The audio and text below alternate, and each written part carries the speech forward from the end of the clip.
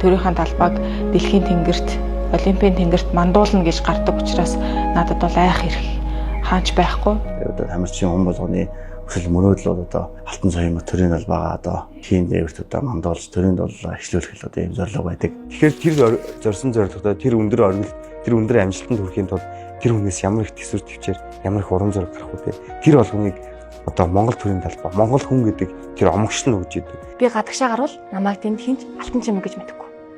Намайг Монгол гэдэг нэрэл яг ууглаа явж байгаа учраас би яг тэр Монгол гэдэг нэртэйгээ хамт миний талбай надтай хамт явж байгаа. Бид гэхгүй тэгээд бидний ард улс гэдэг зүйл байгаа. Бид нэр одоо төрийнхөө талбайг тэр олон улсын тамирчдын дунд мандуулахын боломж гарч ийн төрийн дурлал эхлүүлэх боломж гарч байгаад бол тухайд бол маш их амгшиж бол баярлж ирсэн. Тэр үед тайзан дээр ингээд зогсоод гараа ингээд гэртээ аваад тэгээд артал нь ингээд Монголын төрийн талбай намраад төрийн дуулал яваад ингээд зогсоод бүх одоо тэр зааланд байгаа тэр талбайд байгаа бүх хүмүүс яг Монголын төрийн талбайг бас адилхан ингээд одоо сонсно гэдэг бол ерөөсөө хамгийн гоё мэдрэмж. Зэж Монгол хүн бол талбайгаа хараад зүгээр л дээшээ л тэгэл дандаа өвхөн үртэл тэгэх хэвээр барихын үртэл тэр артаа ингээд зүг оруулж барих хэвээр гэл маш хүндэтгдэг.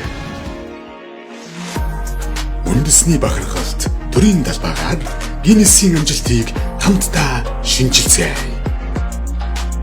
Нэгэн үед 13 дугаар зуунд бол Монголд дэлхийн хамгийн том орон газар нутагтай байсан бол одоо бас талбайгаа бүртгэхийн хамгийн том хэмжээтэй энэ сайхан үйл явцыг амьдаар нь үзэж гэрч болоорой гэж хүсэж байна.